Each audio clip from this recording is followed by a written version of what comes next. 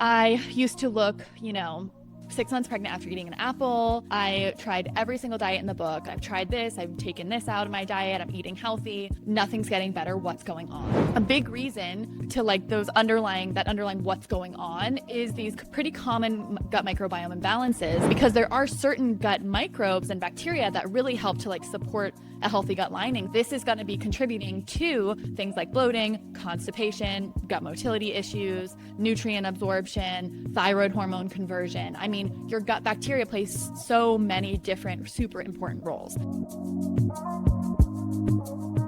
Hello. Welcome, you guys. I'm so excited to be here with you today. Today, we're going to be diving into some of the common microbiome imbalances that we see with clients. So we'll be talking about things like Candida overgrowth. We'll get into SIBO. We'll get into leaky gut. And we'll get into gut dysbiosis as well. When I asked what you guys wanted to dive into, it was give me all the details on all of these different microbiome imbalances that could be causing my chronic digestive issues. So that's what we're here to do today, and really explore what it's like to take a root cause approach to these things, and also how to identify them, signs and symptoms that you might have them. Like I said, root causes, how to fix it, all of that good stuff. So welcome. If you're new here, my name is Hannah Aylward, and I am the founder of Han. And at Han, we really help women overcome chronic digestive issues by taking a functional and root cause approach to repairing the gut. So I lead a team of functionally trained practitioners, and we've been helping women overcome their chronic digestive issues for many years now. I would say between all of us on the team, we've got like 20 plus years of experience. We've seen many cases. We've run a lot of lab work and a lot of tests, and we've built out, at this point, probably thousands of protocols. We've learned a thing or two over the years. So I love educating you guys and sharing with you, the ins and outs of what it really takes to truly overcome your chronic digestive issues. And I'm speaking from a place of someone that struggled with my own digestive issues for like a good 7 years of my life. I used to look, 6 months pregnant after eating an apple. I tried every single diet in the book. I tried following a vegan diet. I tried only eating cooked foods. I tried low FODMAP. I tried no spices. I tried everything. I mean, if you can name it, I tried it to overcome my digestive issues. I probably lived on an elimination diet for close to 10 years, and that's not even an exaggeration. Just trying to get to the bottom of why I was always bloated, why I was dealing with this constipation. I was developing more and more food sensitivities as time went on. I dealt with some histamine stuff. I lost my period in the process. I mean, my health was not doing so great, and none of it was really making sense because I took good care of myself, so I thought. I ate healthy, I ate organic, I ate whole foods, I ate non-GMO, I didn't eat dairy, I didn't eat gluten, I didn't eat sugar, I barely drank alcohol, I exercised, multiple times a week, and I was still dealing with this chronic bloating that would not budge. And I took all the supplements. I took L-glutamine, I took probiotics, I took enzymes, and things would get a little better, and then they would come back. They'd get a little better, and then they'd come back. I would say taking gluten and dairy out of my diet helped probably 20%, but I was still dealing with chronic bloating to the point where it started, hindering my confidence, my ability to go out to eat with friends. I was embarrassed. I mean, trying to date feeling this way is not fun, so it was really negatively impacting my life. And I don't think people, especially practitioners, truly talk about that. It's the bloating and leaky gut and et cetera. But if you struggle with it, then you know that it's not even just the bloating. It's what stress that causes in your body, constantly having to think about what you're going to eat and if it's going to set off your digestive issues, clocking the bathroom when you go somewhere, feeling like travel is not even worth it anymore. It's more stressful than it is helpful and fun, right? Not being able to wear the outfits that you want to wear. I mean, this is the real behind struggling with these chronic digestive issues. And that's really what I just kind of dedicated my life to figuring out and helping women with, because I started coaching women and hearing that they were struggling with the same thing. It was the same story over and over again. All of my labs looked normal. I went into the doctor. They told me I'm just stressed. I've tried this. I've taken this out of my diet. I'm eating healthy. Nothing's getting better. What's going on? So a big reason to those underlying what's going on is these pretty common gut microbiome imbalances. And these were things I wasn't even fully aware of when I was struggling, but also over the years of helping hundreds and hundreds of people, we've learned even more about these things and what really causes these different microbial imbalances in the gut. And that's how we really truly take a root cause approach to getting women feeling better. So If any of that resonates with you, you're in the right place.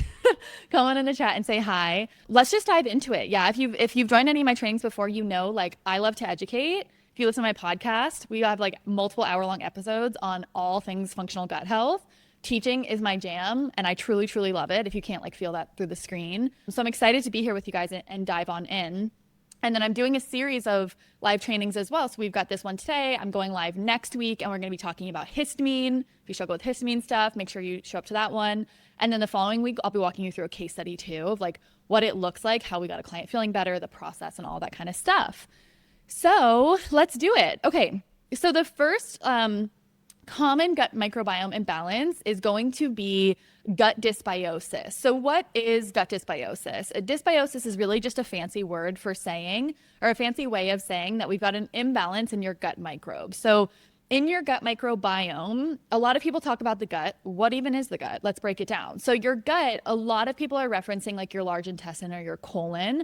That's where the majority of these microorganisms reside. Your small intestine is kind of like a part of your gut as well, I would say. And then I kind of just like talk about like the digestive tract as a whole, because we've got your stomach, we've got your small intestine, we've got your large intestine, and then all of those like accessory organs that play a big role in your digestive process too. So things like your pancreas and your liver, all of these, when we're working with clients, we're working on all of these things. We're not just working to address bacteria, we're working to optimize digestion as a whole, including the brain and the nervous system, because digestion is a top-down process. It's a north to south process.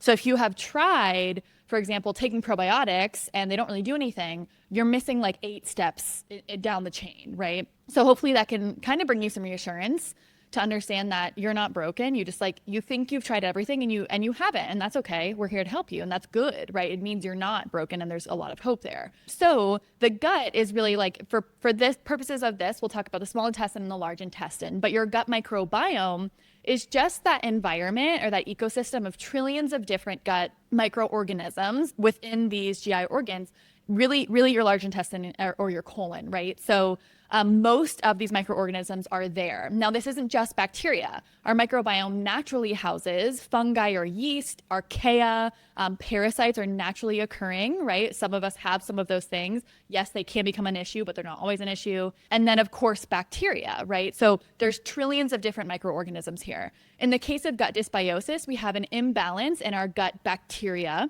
So this can look like many different things. It can look like insufficiency dysbiosis, where we don't have enough of your good gut bacteria.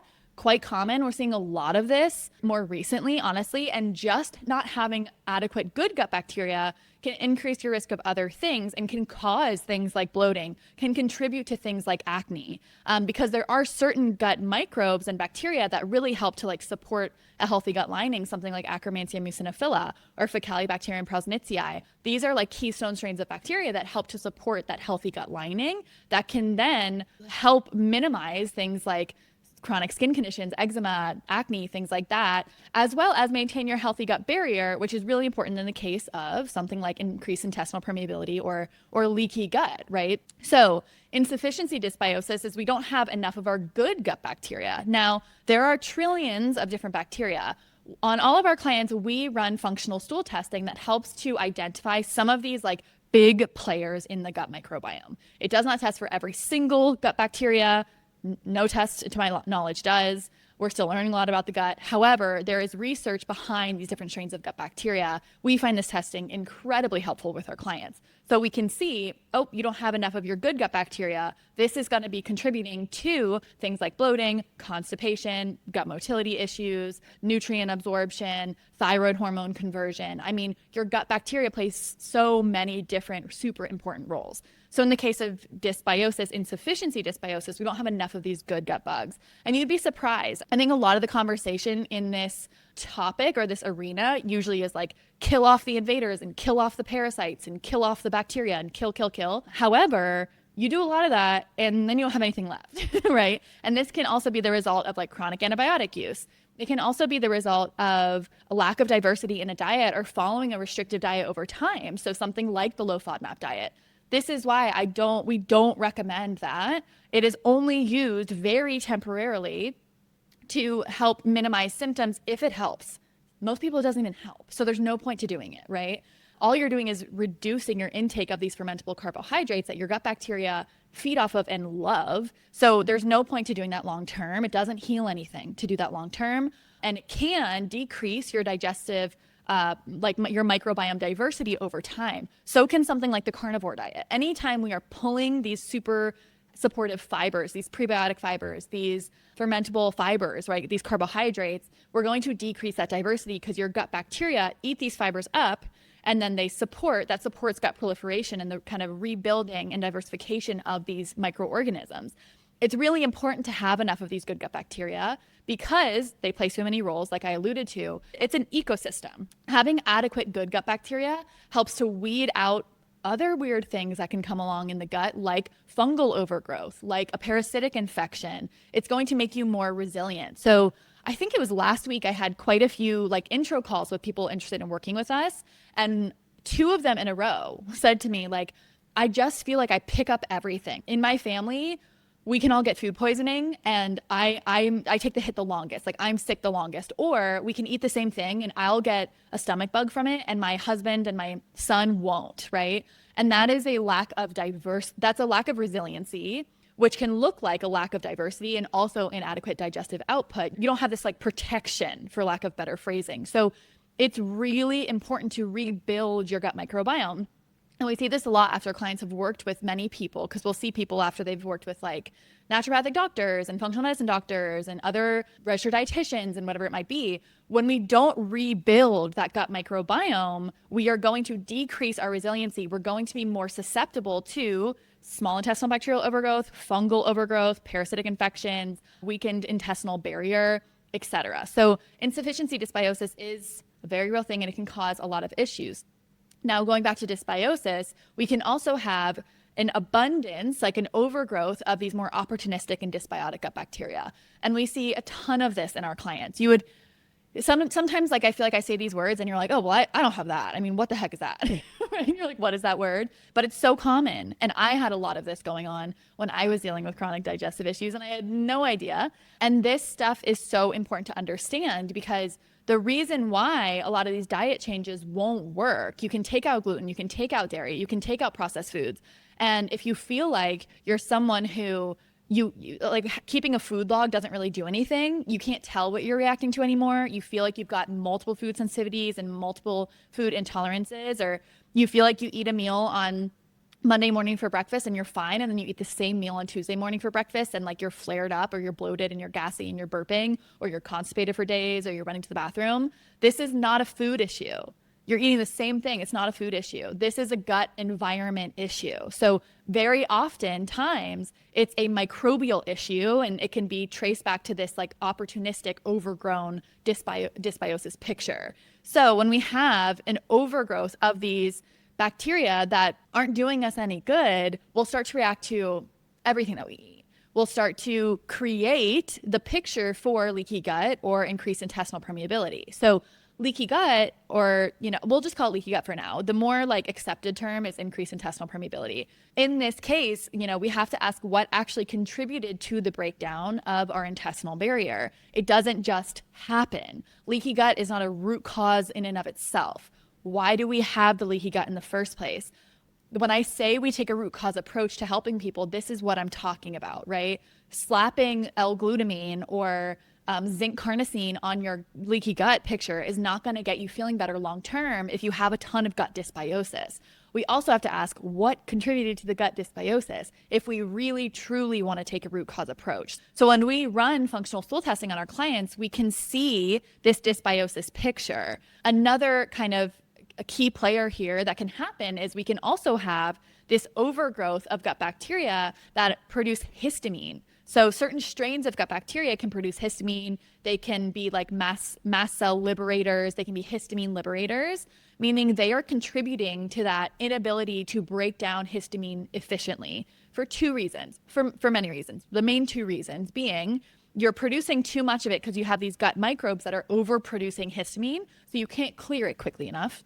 In this case, you're usually super reactive. So you've got lots of food intolerances, you've got lots of food sensitivities, you can eat healthy foods. You're like, I'm trying to eat healthier and I'm feeling worse. That's a big sign. You're eating things like avocado and spinach and you're like, I'm so bloated and sick after this. Like, what's going on? This is a sign of a histamine issue. Usually it also comes with like flushing of the skin. You can get like hives, you can get itchy skin, you can get postnasal drip, you can get migraines, headaches. Typically people will feel like women will feel worse around ovulation, or they'll get a big flare right before their menstrual phase of their cycle. These are all some pretty common signs of a histamine issue. Now, histamine overload and intolerance is like it's all the rage right now on social media. It's like the new trendy thing. This is not new. We've been helping clients with this since I started. Like for years and years, we've been helping clients through this because it's common, and oftentimes it's stemming from the gut itself. It also has kind of roots in like poor liver function and environmental toxin exposure and nutrient deficiencies. But if we have an overabundance of these gut bacteria that are producing histamine, we can't clear it quickly enough. The other reason why this gut dysbiosis picture can contribute to histamine, having like a histamine overload picture, is because it's going to damage that intestinal barrier. Anytime we have gut infections, overgrowths of our gut bacteria, we have fungal overgrowth in the gut, we have a parasitic infection, we have overgrown opportunistic gut bacteria, it's going to damage that intestinal barrier. And the intestinal barrier, our gut lining, produces DAO, or that main enzyme that helps to break down histamine in the gut. So for two reasons, the gut plays a massive role. Like I said, there's more reasons, but for this case, dysbiosis plays a massive role in histamine issues. And I'm going to get more into detail in that next week in the gut and histamine kind of connection live training that I'll do with you guys.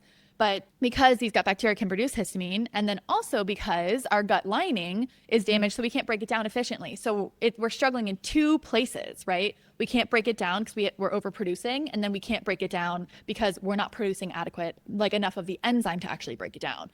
So this can be traced back to gut dysbiosis. It can also be traced back to like fungal overgrowth or Candida in the gut as well, because that can be a big like histamine trigger too. So to kind of round out dysbiosis, it's a fancy way of saying we have an imbalance of our gut bacteria. But when we work with clients, it's not a one size fits all. It's not you have dysbiosis, just take this, right? Just take oregano oil. No. What kind of dysbiosis do you have? Do you have histamine producers? Why do you have this dysbiosis? What actually contributed to it? And how can we target this efficiently over time? This is what truly changed my life. And this is like no exaggeration. This is literally why I do this work today. It's because I was trying all of the things and I was getting a little bit better coming back, a little bit better coming back. And it wasn't until I tested, saw what I was working with, and then things started to actually make sense. I was like, okay, I thought I was insane.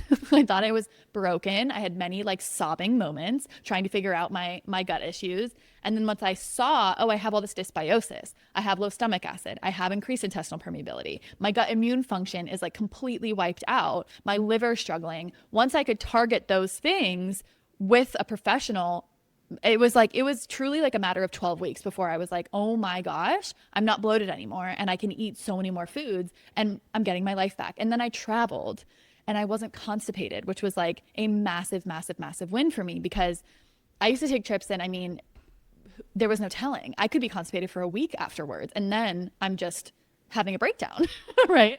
If you know, because it doesn't feel good. And then you're nauseous and then it would trigger reflux in me. It was just horrible. Dealing with this dysbiosis at the root cause level is so, so important to getting you feeling better. So some common signs that you could be struggling with dysbiosis are you react to everything you eat. There's really no telling. Like it could be French fries, but it could also be like a salad with avocado and shrimp on it. Like it doesn't really matter. You're reacting to many different foods. Keeping a food log isn't really helping. Another sign is like you wake up bloated. So if you wake up bloated, you haven't even eaten anything.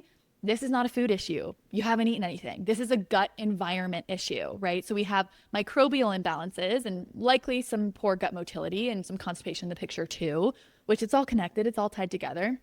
Other signs would be like chronic skin issues. So we'll see in skin cases, like we typically have a dysbiosis picture causing things like chronic acne, causing things like eczema, itchy skin, psoriasis, that kind of thing. We can also see thyroid issues, like your gut and your thyroid are very, very connected. So sluggish thyroid function, there's usually a gut component to this. because a percentage of your thyroid hormone is converted from inactive to active, or that usable thyroid hormone, in the gut via your gut bacteria. Your gut does so much. I mean, like, there's essentially nothing that's not linked back to your gut. That's a little hyperbolic. Like, breaking a bone isn't linked back to your gut, but so many different disease states are linked back to the gut microbiome. It's like truly amazing, and I love it. And I love speaking about it. Other signs of dysbiosis, like I said, the skin picture, the thyroid picture, reacting to lots of foods. You have like diarrhea, constipation. Typically, people are told they have IBS. So they're like, oh, you have IBS, just take like Miralax. And you're like, this is not helpful. Thanks so much. Or they're like, try the low FODMAP diet. And you're like, A, this isn't even helping. Or B, it's kind of helping, but there's literally no way I can live on this diet. My quality of life is like going, down. Trying to exist on this diet. You look like 6 months pregnant by the end of the day with bloating. This is, I feel like, something not everyone understands unless you have lived with it. If your bloating is getting progressively worse and worse as the day goes on. So maybe in some cases, you wake up bloated and you haven't even eaten anything. In other cases, like in clients that we see, you'll wake up, you'll feel okay. And as soon as you eat something, you're bloated, and it just gets worse and worse and worse as the day goes on. This is a big sign that we have that gut dysbiosis picture. Another kind of sign can be you got food poisoning. Like if you traveled and you ate something and it felt weird and your stomach has never been the same, that's a big sign that we can have like a dysbiosis picture as well, because it messed up your gut bacteria. And or like after some heavy antibiotic use, things got all imbalanced in there. That could be the trigger for this dysbiosis picture. Those are some of the biggest things that we'll see in clients that do have dysbiosis. It can also cause low energy, right? It can cause or contribute to nutrient deficiencies because you can't absorb anything from your food very well. So very oftentimes we'll see clients who have chronic digestive issues, but they also have like low iron, they have low B12, they have low vitamin D, right?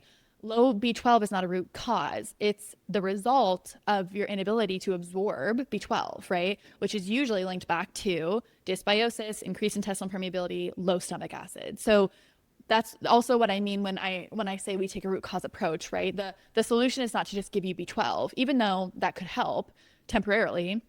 The solution is to go, okay, well, what's causing this? Why do you have this in the first place? There's typically more to the story, right? So when it comes to working through dysbiosis, like we have to test, we have to see what's going on in there. Sometimes people ask me, they're like, just give me a protocol in like Instagram DMs.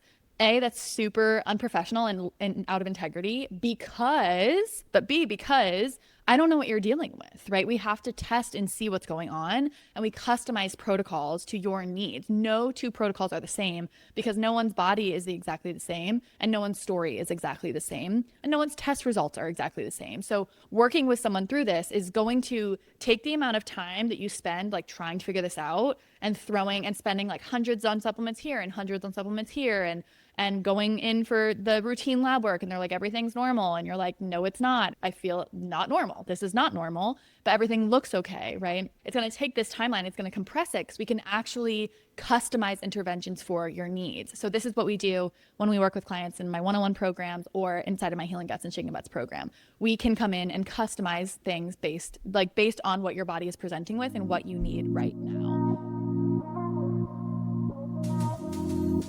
We are big fans of eating enough protein over here on Team Han. Protein is essential for muscle repair, a strong gut lining, balanced blood sugar levels, and so much more. For most of our clients, we like recommending around 100 grams of protein per day to start, and adding in a good quality protein powder can be super helpful for hitting those numbers. It's an easy add-in. You can throw it into a smoothie or even add it to oatmeal. Choosing the right protein powder can feel so overwhelming. Half of them are full of fillers and crap ingredients, and the other half, honestly, just taste bad. Equip Protein is one of my go-to recommendations for our clients and one of my personal favorites. We love it because it only has a small handful of ingredients.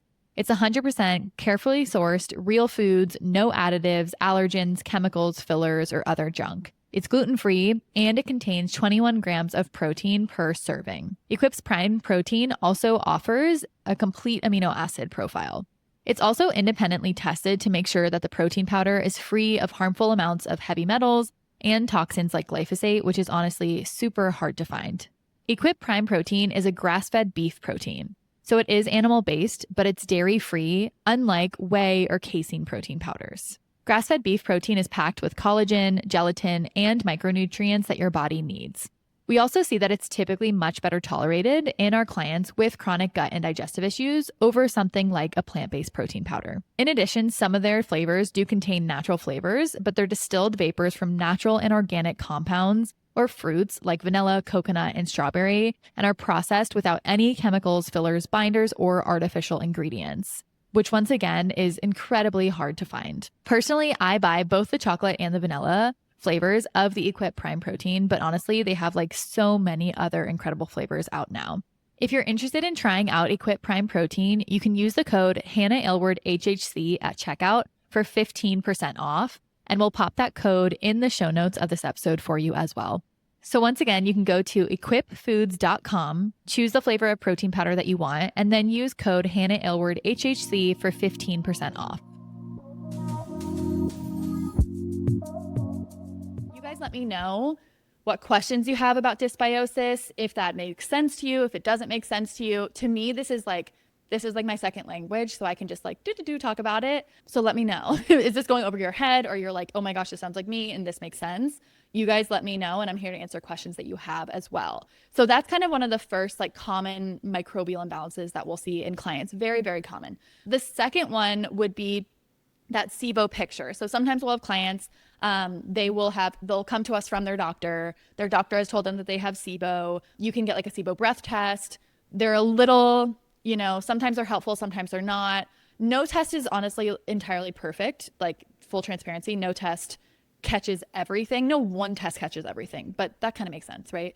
But SIBO breath testing is really the gold standard for identifying it.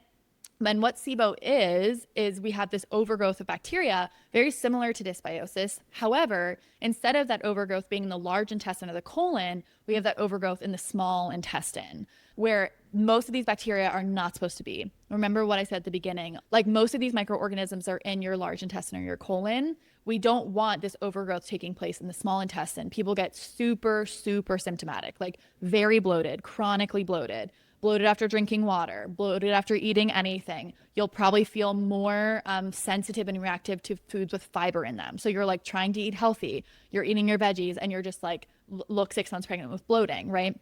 This was kind of a part of my story as well. But SIBO in and of itself, small intestinal bacterial overgrowth, is not a root cause on its own. Because SIBO at the core is not a bacteria issue, it's a gut motility issue. So we have to ask, why did these microbes overgrow in the small intestine when they should be moving through the GI tract into the large intestine that naturally has trillions more gut bacteria and microorganisms? So the small intestine is not supposed to be completely sterile. It does have some microbes in the small intestine. However, when we get that overgrowth, that's when we have an issue. So instead of just targeting, like saying you have SIBO and throwing antibiotics at it, like most people will go to their doctor and they're throwing antibiotics at it, and SIBO has a very high relapse rate.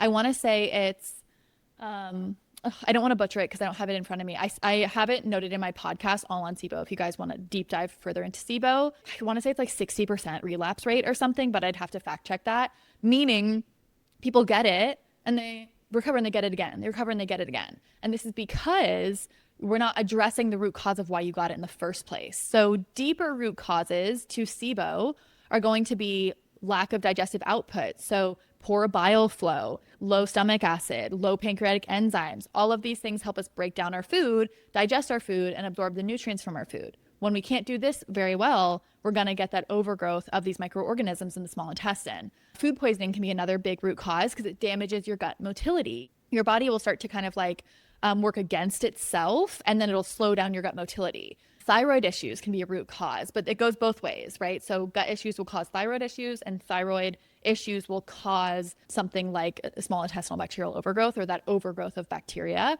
because it slows down your gut motility.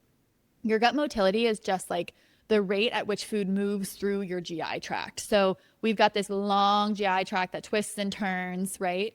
And we want things to move through not super quickly to the point where like we're having diarrhea and we can't absorb the nutrients from our food, but we don't want things to be in there for too long and move through too slowly, or we can have something like constipation, and then we can get that overgrowth of bacteria and the recirculation of toxins. So constipation is not something to play with. You know, when you have constipation, You will have estrogen put back into circulation, so that can lead to estrogen dominance. There's cool research to show that women that are constipated are at high risk for acne because you're having these toxins just reabsorbed. You're not moving them out of the body. They're getting reabsorbed and back into circulation because we're not moving the stool out. So it's no small thing, right? You don't have to have constipation if you have SIBO. Some women will have, or people will have diarrhea if they have SIBO, even though their gut motility is negatively impacted because it's like body can't break it down. So everything just comes out. So it's not always constipation, but sluggish gut motility will cause bigger issues. So SIBO is not like the bacteria is a problem because it's causing the chronic bloating and it's a big contributor to histamine overload or those histamine symptoms, histamine issues. It can contribute to things like rosacea and chronic acne, things like that. But the bacteria itself, while it is causing the bloating and it's causing the reactions to fibers and it's causing nutrient absorption issues, we have to ask why that happened in the first place, because the bacteria should be moving on into your large intestine and there's way more in there and you don't get super asymptomatic, right? When you have that more bacteria in the large intestine. So we have to ask why, and certain gut infections, parasitic infections, bacterial infections, poor bile flow, all of these things can contribute to SIBO. And if you want to like deep dive into SIBO with me, I have a whole episode on my podcast called the Nutrient Dense Podcast where I break down everything you need to know about SIBO, like testing, options, signs, root causes, all of that kind of stuff. It's like an hour long. It would take up this whole live if I went into all of it. So go check that out if you want. And if you want the episode, just send me a message and I'll send you the link to listen to it.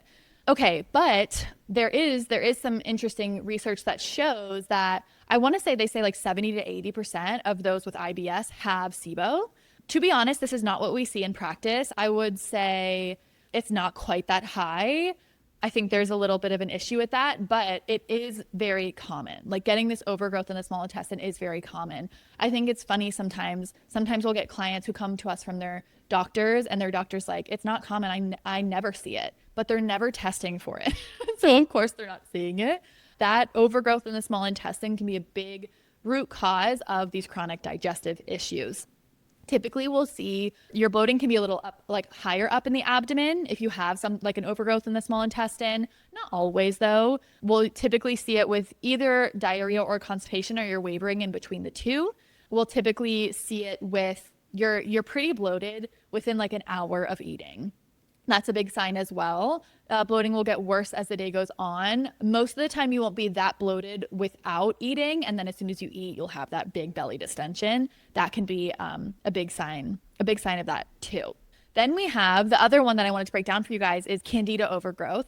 So just let me know in the comments. Are you familiar with Candida overgrowth? Have you heard of it? So Candida overgrowth, it kind of like makes its rounds. All these things make their rounds where they'll like histamine will be a big thing in social media and then it'll go away and then it'll be leaky gut and then it'll go away and then it'll be Candida and then it'll go away. These things are always happening. We've been helping people with this stuff for years. It all comes down to what video went viral, which is like so comical to me. But Candida overgrowth had a moment a few years ago. It's very real and we see quite a bit of fungal overgrowth in the gut. So essentially what it is we have an overabundance of these fungi or yeast in the gut microbiome.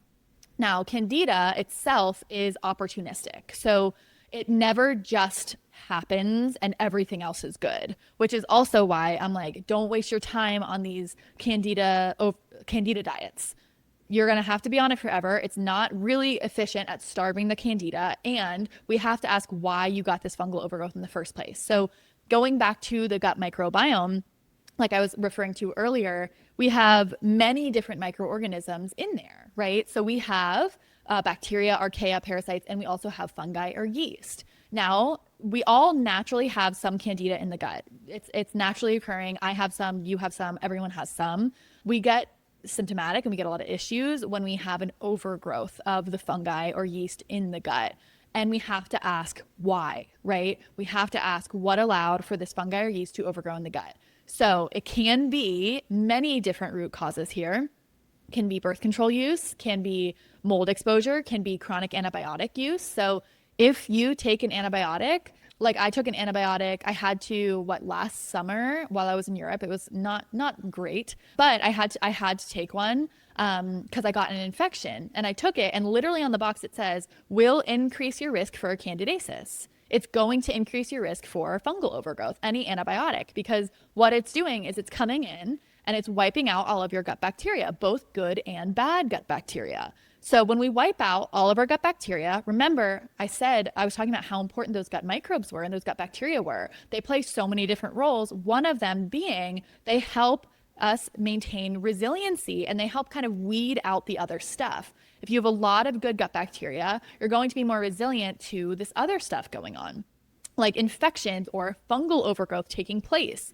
So in the case of Candida, we have to ask, how did this happen, right? So when we take an antibiotic, it can come in and just kind of wipe everything away, but it doesn't touch that fungus. It doesn't touch the yeast or Candida. Not all yeast is Candida, but for the purposes of this, we'll just call it Candida because most people are familiar with that.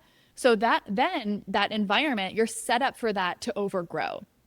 So if you took an antibiotic, or maybe you got like a couple sicknesses in a row and you had to take a few antibiotics in a row, and then you're having all of these chronic digestive issues, could be SIBO, could also be fungal overgrowth. This is why we've got to test, because you'll present with the same stuff: chronic bloating, skin issues, low energy, bowel movement, irregularity. Like, we have to test to see what's actually going on here. I can usually take a good guess because I've seen so many people and I'm like, I think this is probably what's going on. But we always want to test because that's the only way to be sure. So working with someone, getting the proper testing and all that is important. Like I said, we run this testing on all of our clients because it informs our next steps. Until I figure out a more efficient way, and maybe we won't need it one day, like, we will make that shift. But where we're at right now, it's so incredibly beneficial for clients and we see them get so much better. We use it and we use it a lot, and we think it's super, super helpful. So that fungal overgrowth is, like I said, Candida is opportunistic. So it's going to overgrow when the environment allows it to overgrow. Chronic antibiotic use, inadequate good gut bacteria, iron recycling issues can contribute to this as well. Consistent birth control use can contribute to this. I will say we see it a lot. There's new research that came out, I want to say it was like March of this year, confirming that hormonal birth control alters the gut microbiome. We knew this, but there's more research out finally now to kind of confirm this. So you can go look that up if you want. And what else can kind of allow it to overgrow? Inadequate digestive output. You're not breaking down your food efficiently. Like I said, mold exposure, because mold is a fungus. Then it can colonize in the gut microbiome. It's a big root cause of chronic Candida overgrowth. So if you feel like you have it and it comes back and it comes back and it comes back, we have to look into that. I'd obviously want to talk to you first, see if it's worth it, but that can be a deeper underlying root cause. And then like suppressed immunity, like what's going on? Why can't your body kind of even this out? Why can't it hit this equilibrium point? We have to dig into that, right? So even though the fungal overgrowth can absolutely cause many digestive symptoms, including that histamine overload picture, but I'll say it can cause what we see most consistently is like bloating, reflux. It's like a big underlying root cause to chronic like heartburn and reflux. We will see it causing lots of food sensitivities. Typically, it's not like one food group. It's not like gluten. I can't eat gluten. It's like random foods that you're reacting to.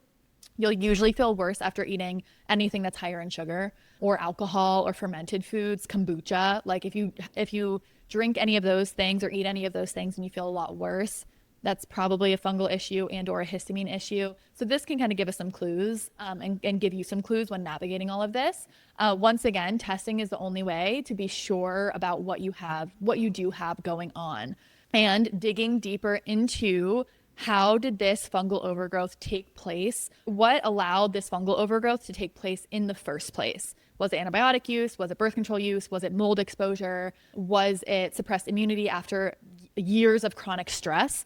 Under eating, not eating enough? Was it inadequate good gut bacteria, so then the yeast could overgrow? Is it an iron recycling issue? Lots of people don't talk about this, but we dive into this with our clients. That can contribute to it as well, because some of these pathogens like to eat up iron. They'll feed on things like heavy metals. So a heavy metal issue can also contribute to this. I'd say it's less common, but it can happen. So that's kind of the Candida overgrowth picture.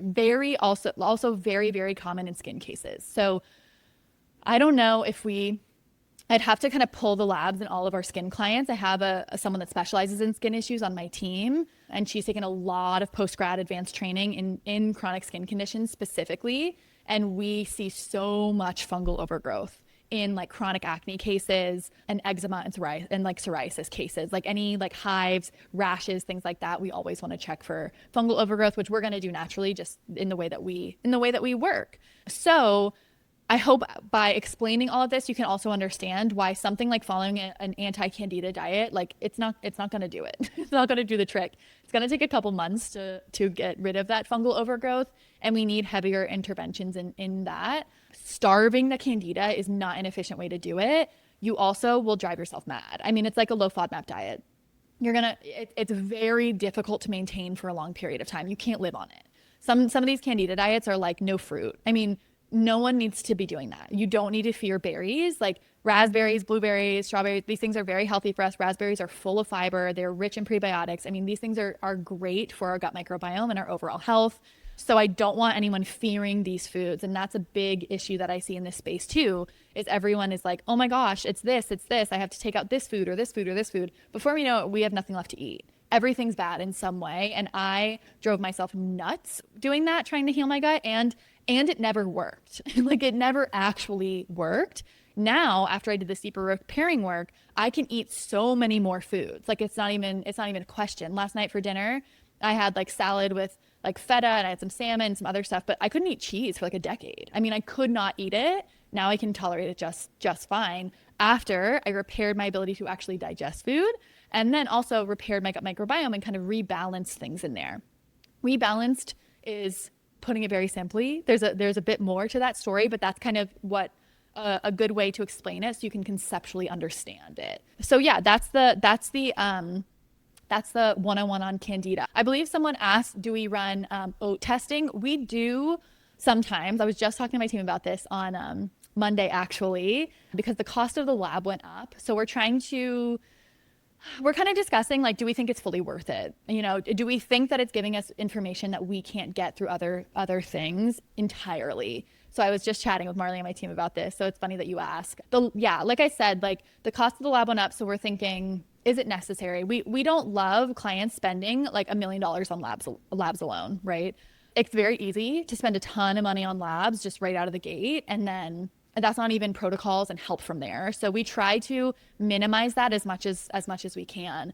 We do run it sometimes. If you really wanted to run it, we could totally run it. We're trained in it. We know how to read it. We know what to do with it. It can be good for picking up some like mold exposure. Not always. I still like a mycotoxin panel, honestly. And it can be good for fungal overgrowth specifically, but it's not always necessary, I would say. It can give us some other insight, but right now we only run it with skin cases because it's so prominent, like fungal overgrowth is so prominent in skin cases. So sometimes we will run it with people who come in to work with us for chronic skin issues specifically. How do you test for Candida? Do you use IgG then? No, we don't use IgG. The functional stool test that we run will check for it. And then we have a pretty like in-depth questionnaire that we'll use with clients because sometimes the functional stool test will miss it too. And this is the benefit of like, you know, working with someone who has seen a lot of cases. It's not just the test results don't always reflect exactly what's going on. So we've learned kind of like where it falls short and what else could be going on with that. But yeah, with the functional stool testing, we'll run sometimes the oat, and then we'll have you fill out a big questionnaire too, and that's going to give us a lot of insight that we got from a training that my team did. I forget with who. I think Institute for Functional Medicine, I believe. Someone asked, I crave salt, but use Celtic and other good salts. Where can this be problematic? If you crave salt, it's probably, I mean, it could be many things, but most likely it's an adrenal thing. So typically when people have been really stressed for a long period of time, they will need more sodium. You probably need more sodium and potassium. So usually when we're in that initial stress response, like stage 1 and stage 2, we'll crave more like sugar and carbohydrates. And then when we go into stage 3, we'll crave more sodium because we'll have used it all up. So that could be kind of the underlying cause as to why that happened to me personally as well. Like by the time you get to the point where you're actually low cortisol, so you produce you're running on cortisol and you're so stressed for so long that then your HPA axis gets all dysregulated and then you start producing less. That happened to me. It was very, very fun. You're freaking exhausted when this happens. That happened to me after just like years of like health stuff. I moved like 5 times in 1 year. My business tripled like overnight. I was like, whoa, this is a lot. And I wasn't eating enough because I was in and out of different like rentals and stuff trying to find a place. So I just couldn't take care of myself to the best extent. And then boop, I had no energy left. And I was like, something's going on. And I started needing much more salt there. So I don't think it's a massive, like, I don't think you need to be worried about eating salt, but that could be an underlying reason as to why. I have to use the hormonal coil for endometriosis. Can you still get rid of fungal overgrowth in this case? Yeah, it's a good question. We can definitely bring in interventions to support. I would say there's always like probably 20% of our clients are on birth control and they don't want to get off of it, and oftentimes we can get them feeling a lot better. And then sometimes it's like, it's really kind of the reason why they can't get fully better, but oftentimes we can help a lot with endometriosis specifically too. I mean, I was just speaking with this naturopathic doctor who's been working in the space for a long time, and she kind of confirmed what we were seeing. Like there's a lot of bacterial overgrowth present in endo cases. So we had this overgrowth of bacteria. And a lot of these bacteria are gram-negative lipopolysaccharide producing bacteria. They're very inflammatory. So then we have this inflammation in the gut, and then we can also get this inflammation in the uterus. So there's a big connection with gut issues and endometriosis, also because endo is really like an immune system issue, and the majority of your immune system is in your gut. So any gut issue is going to then, like any intestinal permeability or overgrowth of those gut bacteria is going to basically like consistently trigger the immune system that then causes systemic inflammation. So this is also why the gut is like, it's so cool, and gut issues are present in so many different, like, not that it doesn't matter what you're dealing with, but like hypothyroid, sluggish thyroid function, skin issues, gut issues, digestive issues, endo, there's like almost always a gut component going on. So yeah, we can definitely help people with that. Okay, so we talked about gut dysbiosis, we talked about small intestinal bacterial overgrowth, we talked about Candida overgrowth, and then leaky gut. I've kind of like been mentioning it here and there throughout the entirety of this training. I also made a post on this last night on my Instagram page, so you can check out the post that I made. I have a whole podcast episode on leaky gut itself as well. It's episode 3 of the Nutrient Dense podcast. I go into all of it. So if you want to dig deeper into it, then have a listen to that podcast episode. But essentially what happens is, in the case of leaky gut, our gut lining not like degrades, but it becomes hyperpermeable. So your gut lining is semi-permeable in nature. It's a single cell layer thick. It's like thinner than your fingernail. So imagine how vulnerable that is.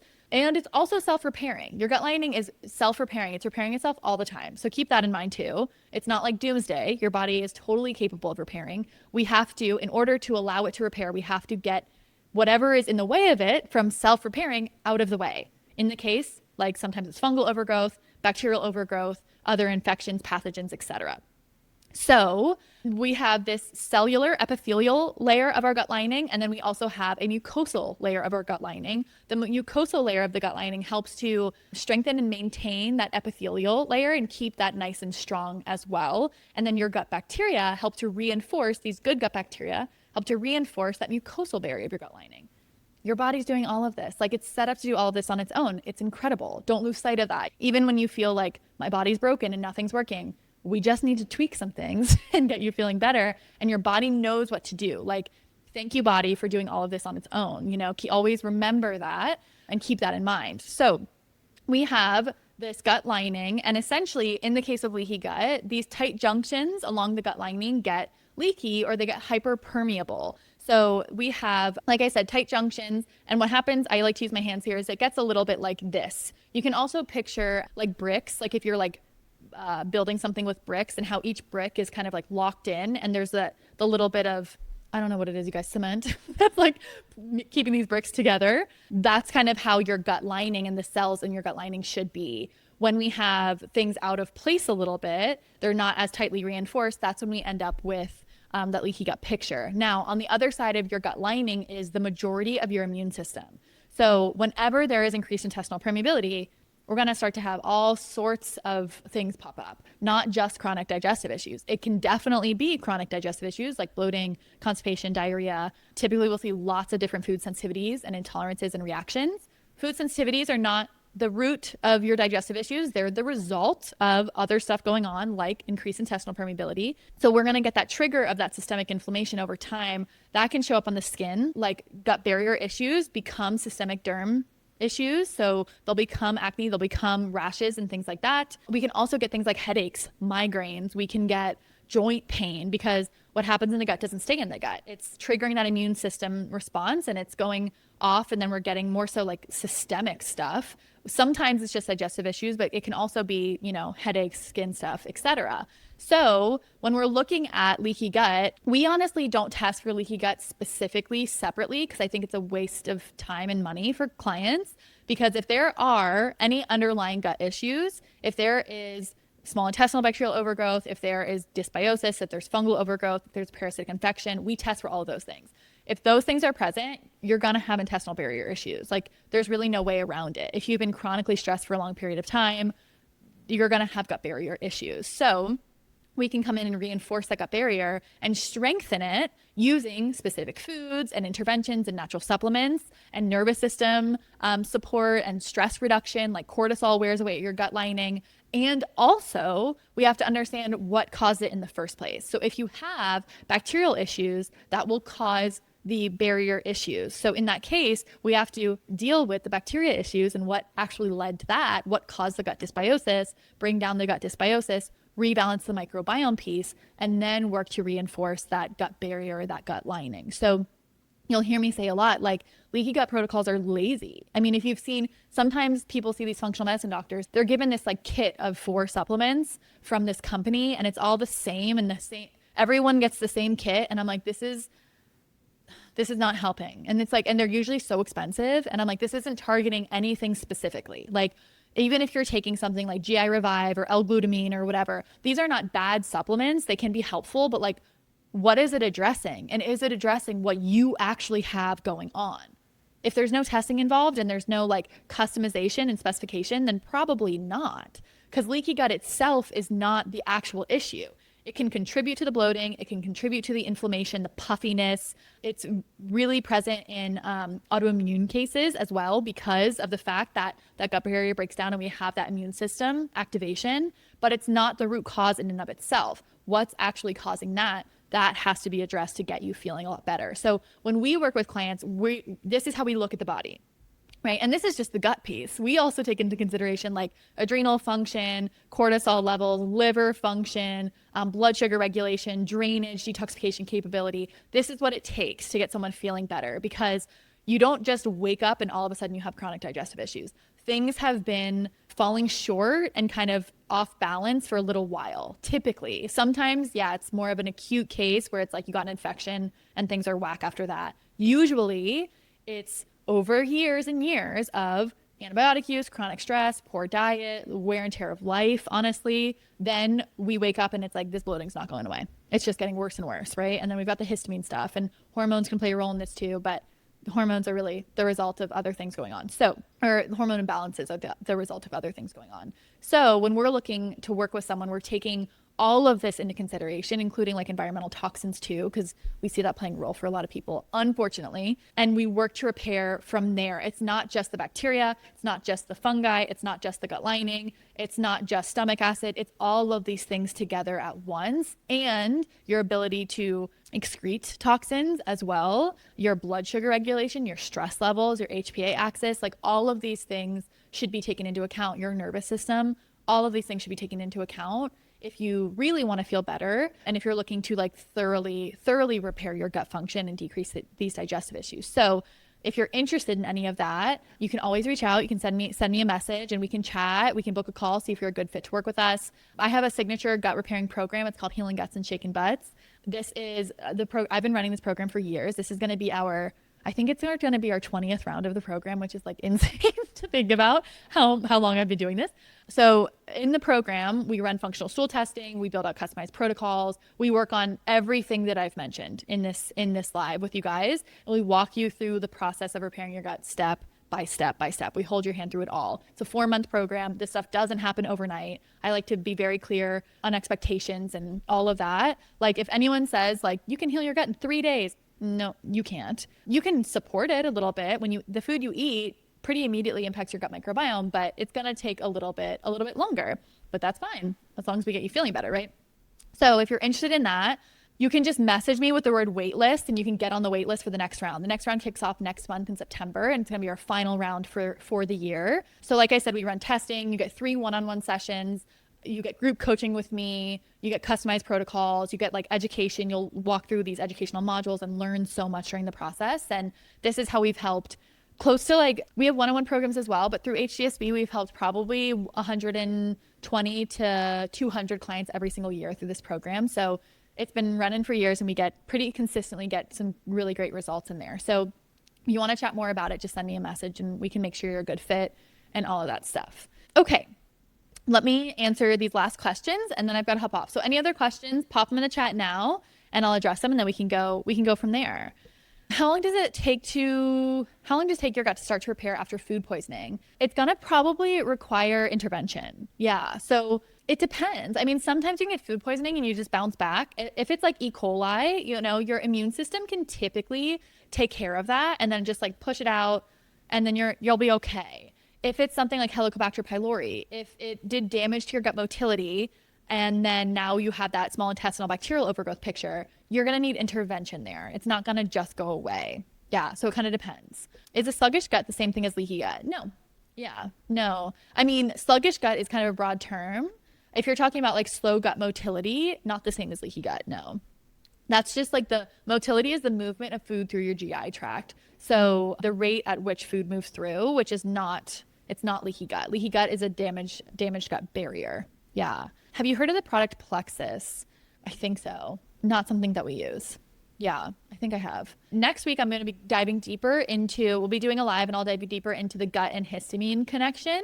So we'll be talking about like if you are presenting with a lot of histamine issues, so things like really bad luteal phases of your cycle, chronic bloating, let's see, postnasal drips, recurring sinus issues, skin issues like hives, itchiness, rashes, what else? Painful ovulation, really painful periods, lots of like mood dips right before the menstrual cycle, migraines, headaches. These are some common signs that there might be a histamine issue going on.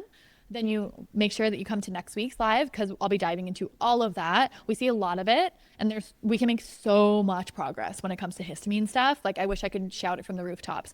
We had a client who she did so well. She was in my HDSB program and she came in and every cycle around ovulation, she'd be like out for like 4 days. Like she would be out with pain. She couldn't do anything. She'd have to take like painkillers. And then also she'd have to take Zyrtec every single day or she like couldn't make it through the day. And then as we moved her and progressed her through her protocol, she's not taking Zyrtec at all anymore. So it's pretty amazing. And her ovulation is like, she feels pain for a couple hours now versus like 4 days. So pretty cool. That was really rooted in histamine, which was rooted in her gut microbiome. And that's what we worked on with her.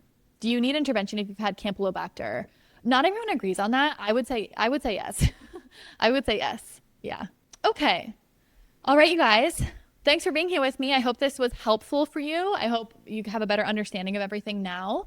And I'll hopefully see you next week. I'll be live on Wednesday at 12:30 p.m. EST again. I'll be traveling during that time for work, so I'll be in another location, but I will be here and we can dive into histamine. Thanks for being here with me. And then if you have any questions about working with us or interest or anything like that, just send me a message and I'll get back to you as soon as I can. Okay. Big hugs to each and every one of you. Bye, guys.